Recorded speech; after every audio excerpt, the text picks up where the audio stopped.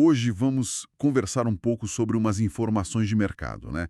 Pegamos três empresas que, pelos nossos estudos aqui, parecem ter um potencial interessante para pagar proventos. Isso aí. A gente está falando de algo entre 8% a 11% de rendimento, de yield, né? Com base nas cotações mais recentes. Exato. E a ideia é entender melhor o cenário de cada uma, pensar um pouco nas perspectivas de crescimento também, que, claro, influenciam os dividendos lá na frente. Com certeza. É fundamental analisar não só esse número do yield, né? Mas, tipo, os fundamentos mesmo. O que está por trás disso. E como o mercado parece estar vendo cada caso, olhando os indicadores, os resultados recentes. Perfeito. Então, vamos começar?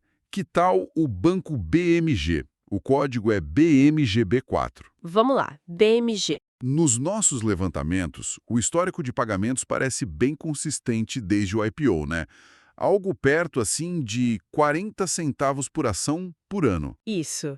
E com a cotação que a gente viu, 3,59, o rendimento projetado já passa dos 10%. Puxa, interessante. E parece que tem mais coisa vindo aí, né? Três proventos ainda este ano. Tem essa expectativa. Datas de corte em julho, outubro e dezembro, e os pagamentos seriam em agosto, novembro e dezembro. Um fluxo interessante. Análise mais funda, né?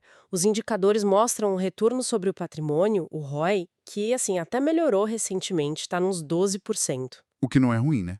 Não é péssimo, mas ainda é considerado um pouco baixo se a gente compara com o custo de capital do próprio banco, sabe? Ah, entendi. Tipo, o retorno que ele gera talvez não compense totalmente o risco na visão do mercado. Exatamente. E isso ajuda a explicar por que o mercado negocia ele com um preço sobre valor patrimonial, o PVP, tão baixo. Aquele 0,48 que a gente viu. Quer dizer, o mercado está pagando menos da metade do que o banco valeria pelos livros, é isso? Basicamente, esse PVP reflete essa percepção ou de risco maior ou de uma rentabilidade futura não tão alta. Entendi. Mas, ó, apesar disso, tem uma projeção que vale a pena olhar. Se a gente pensar na recorrência trimestral de pagamentos, que tem sido uns 10 centavos brutos, Certo. isso poderia, talvez, indicar mais uns 30 centavos brutos até o fim do ano. Ou líquidos nos 25 centavos, o que daria só de julho a dezembro uns 7% de rendimento líquido. Só nesse segundo semestre? E se a gente esticar o olhar para os próximos 13 meses, pensando em 5 pagamentos no total, aí o rendimento líquido potencial poderia chegar perto de 12%, nessa cotação de 3,59. Puxa, é uma conta interessante. Mostra essa dinâmica, né? E o de alto, mas com essa percepção de risco do mercado refletida no preço. Exato. Vamos seguir então? BB Seguridade, BBSE3. Essa é uma gigante, né? Ah, sim. Líder disparado em seguro rural tem quase 70% de participação, segundo dados do setor.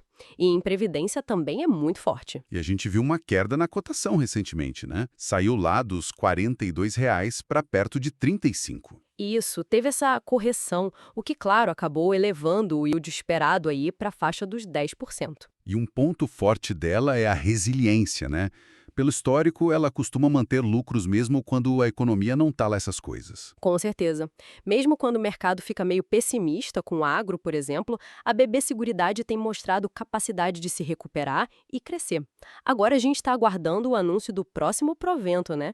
Que geralmente sai entre fim de junho e agosto. Ficar de olho então. Mas aqui, na BB Seguridade, é muito importante olhar além do dividendo puro. Ah, você diz por causa daquelas recompras de ações, como é que isso entra na conta do retorno para o acionista? Exatamente. É o que a gente chama de shareholder yield. Ele soma os dividendos com o impacto das recompras. Por exemplo, em 2024, segundo informações da empresa, a BB Seguridade destinou uns 95% do lucro para retornar aos acionistas. Nossa, 95%? Pois é, deu quase 8,3 bilhões no total. Se a gente pega o valor de mercado atual dela, que está ali por volta de 71,1 bilhões, esse shareholder yield, o retorno total, chega perto de 11,6%. Bem mais alto que só o dividendo, então. Sim, dá uma visão mais completa do retorno para o acionista. E o próximo provento pode ser bem relevante, viu? Talvez algo na casa de 4 a 5% de rendimento sobre a cotação atual. Entendido. Faz todo sentido olhar o pacote completo. Bom, para fechar nossa lista, temos a Irani, papel e embalagem, RANI 3. Irani, isso. O foco dela é embalagem sustentável, papelão ondulado, esse tipo de coisa. E ela fez um movimento estratégico importante, né? Saiu daquele segmento de resinas que parece que dava prejuízo. Exato, foi uma decisão de focar no core business. E a Irani também é um ótimo exemplo para a gente falar de shareholder yield. Desde 2021, ela vem fazendo programas de recompra bem consistentes. Ah, é? Sim, já cancelou quase 9% do total de ações. Isso significa que a participação de quem ficou com o papel aumentou, né? Dilui menos o lucro por ação. Interessante. E ela é menorzinha, né? Uma microcap, pelo valor de mercado. Isso, o valor de mercado está abaixo de 3 bilhões, na casa de 1,6 bilhão atualmente. E como fica a conta do shareholder yield para a Irani, então? Olha, os indicadores mais recentes mostram um dividend yield de 9,1%, o que já é bom. Mas aí a gente soma o impacto das recompras do último programa, que representou algo como 3,8% do valor de mercado na época. Então, somando os dois? A gente chega num shareholder yield perto de 12,9%, quase 13%. Puxa vida. E um dado curioso, a própria Irani recomprou ações em alguns momentos a preços médios, tipo R$ 7,63, R$ 7,64, que em certos períodos estavam até acima da cotação do mercado. Mostra que a empresa via valor no próprio papel. Faz sentido. E tem outra métrica que é legal olhar nesse setor, que é o fluxo de caixa livre ajustado. Se a gente divide esse fluxo pelo valor de mercado, o FCF Yield, dá uns 14%. É bem alto. Mostra que a empresa gera bastante caixa. E com um endividamento mais baixo que outras do setor, ela consegue distribuir uma parte maior desse caixa, imagino. Exatamente. Historicamente, a Irani tem distribuído entre 60% e 90% desse fluxo de caixa gerado. A política dela é de pagamentos trimestrais. Ah, legal. Os próximos devem ser em agosto e novembro.